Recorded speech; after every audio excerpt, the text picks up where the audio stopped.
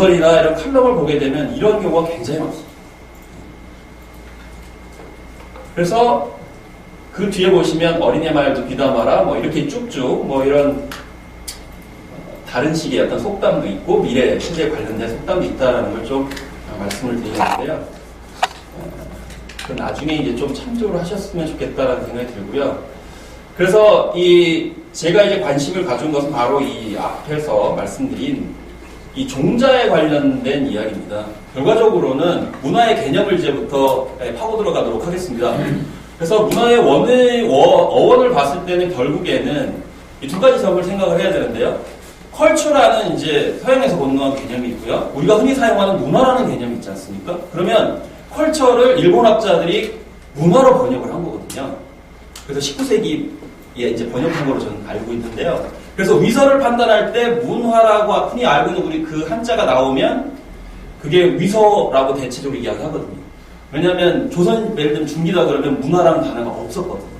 그 컬처를 번역을 하면서 문화가 왔기 때문에 그럼 여기서 중요한 거는 왜 컬처를 이 문화라고 하는 그럴 문자에다가 될 화자로 번역을 했느냐가 이제 중요하다고 저는 생각합니다. 그러면 컬처의 원래 어원을 보게 되면 대체적으로는 뭐 문화에 대해서 얘기하면 사전적으로는 뭐 도구에 사용과 더불어 인류의 고용특수는 언어와 관념, 식량, 관습, 궤법, 규범, 제도 이렇게 굉장히 기본적인 단어들을 얘기하지 않습니까? 근데 저는 이걸 좀 벗어나가지고 좀 제 나름대로 규정을 하면서 문화 전략까지 도출하는 거로 제가 가보도록 하겠습니다. 그래서 보시면 다 아시다시피 컬처는 라틴어 콜로에서 왔습니다. 콜로의 동사형 콜레레에서 경작하다, 양육하다, 목축하는 어떤 그런 것들을 모두 다 포함을 하는데요. 그렇기 때문에 대체적으로 자연의 상태에서 인간이 어떻게 만들어서 변화시켜서 뭘 만드는 것, 이 자체를 원래 문화라고 얘기했다는 것이고 컬처라고 얘기한 거죠. 그렇기 때문에 경작, 농사와 관련되는 거고 목축, 당연히 가축을 기르는 것이고요. 그 다음에 배양하다라고 하기 때문에 교육에 다 관련이 있습니다. 결과적으로는. 그렇기 때문에 우리가 이제 그 병아리에 관련돼서도 제가 말씀드리고자 하는 것은 결과적으로 뭐냐면 신석기인들이 생각을 했던 건 결국 구석기 시대에서 신석기로 넘어가는 거는 경작과 목축을 했을 때 내가 어떤 상태가 될 것이다라는 상상과 결국에는 꿈이 작용을 했기 때문에 그 다음 단계로 저는 넘어갔다고 생각을 하는 것이거든요. 그래서 달걀도 마찬가지로 옛 이야기지만 달걀 하나를 가졌을 때 이게 달걀이 알이 부활해가지고 닭이 나와서 이걸 키워가지고 병아리가 돼서 소를 사고 다시 또 뭘 사고 이렇게 하면서 꿈을 꾸는 그 옛 이야기를 들으셨을 겁니다. 이게 바로 제가 봤을 때는 신석기로 넘어가는 사람들의 소망이었다고 저는 개인적으로 생각이 들거든요.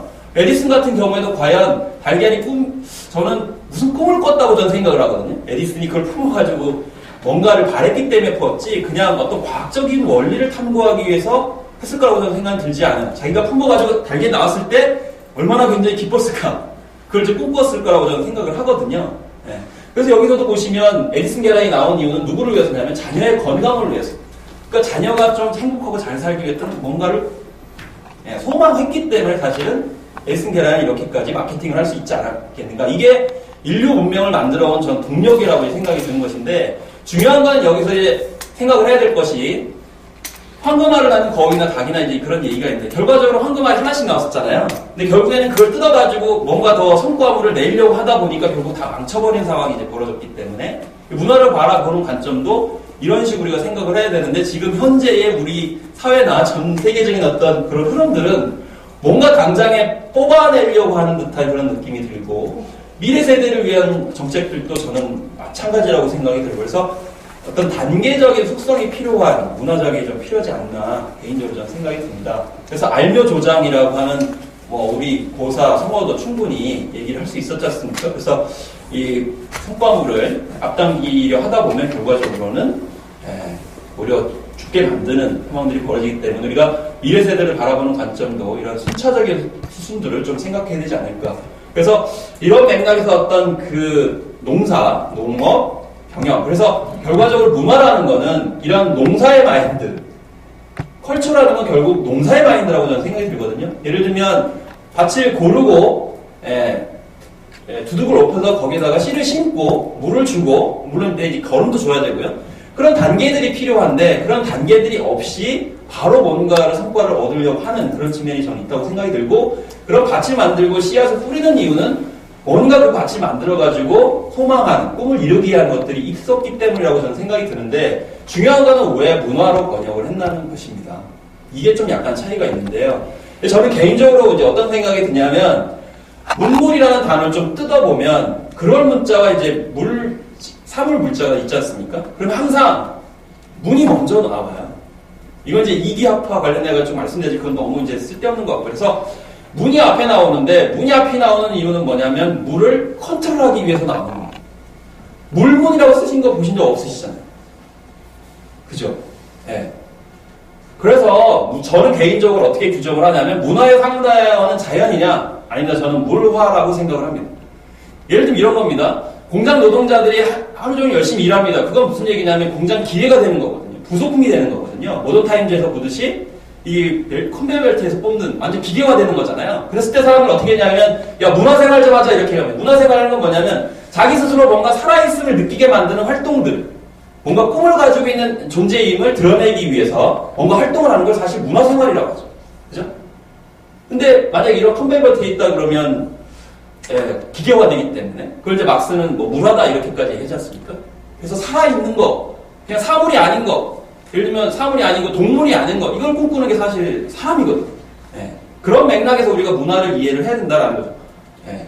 그래서 인간은 의미와 가치를 끊임없이 부여하는 존재이다. 그 이유는 뭐냐면 항상 결핍되어 있고 유한함을 느끼기 때문이죠. 우리 수명 다 정해져 있고 언젠가 죽지 않습니까? 그렇죠? 항상 부족하고 그럴 때는 인공지능 만들어내고 로봇 만들어내고 뭔가 계속 만들어내려고 하고 의미 부여를 하죠. 지금 이 순간도 마찬가지고 그렇기 때문에 이런 부족함을 알기 때문에 더 나은 삶을 영위하기 위해서 끊임없이 이제 움직이는 게 인간이고요. 그렇기 때문에 인문사회가 나오고 기술 개발의 동기가 이제 부여된다. 인문학의 핵심은 사실은 부족함이거든요. 유한성이고.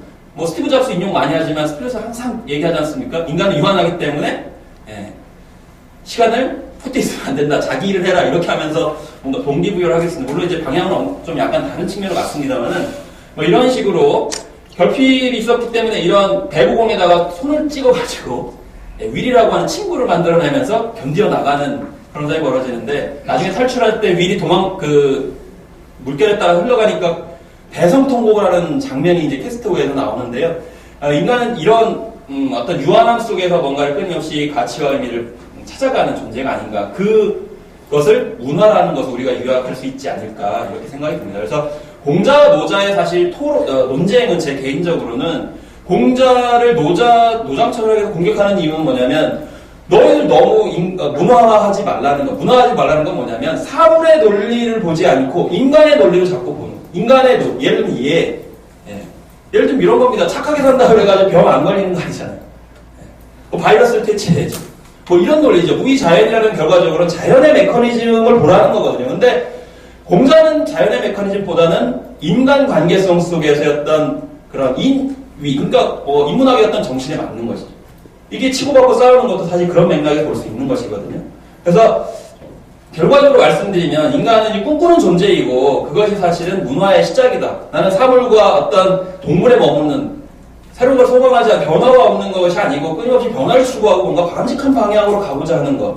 살아있는 존재가 되고 싶어하는 그런 성향이 바로 문화의 기본이다. 저는 이렇게 생각이 들고 그래서 뭐 드림 소사이어티나 이런 책들이 문화 시대를 얘기할 때 대표적으로 물론 책 내용은 별로 없습니다. 그렇지만 왜 이런 꿈에 관련된 담론들이 문화와 계속 결합되는가를 생각을 해보면 그 맥락은 저는 타당하다고 생각이 듭니다. 그래서 기존의 어떤 뭐 종교나 도덕이나 예술이나 이런 것들이 다 문화의 어떤 범주로 다뤄지는 이유는 바로 이 바람직한 어떤 가치 지향으로 가기 위한 활동들이기 때문이다. 그래서 농부는 경작을, 목동은 목초구를 통해 가지고 뭔가 꿈을 꿨고 자기의 의도와 의미, 가치 부여를 통해 가지고 성과를 만들어냈던 측면이 있다. 그래서 그런 것들이 다 문화적 행위다.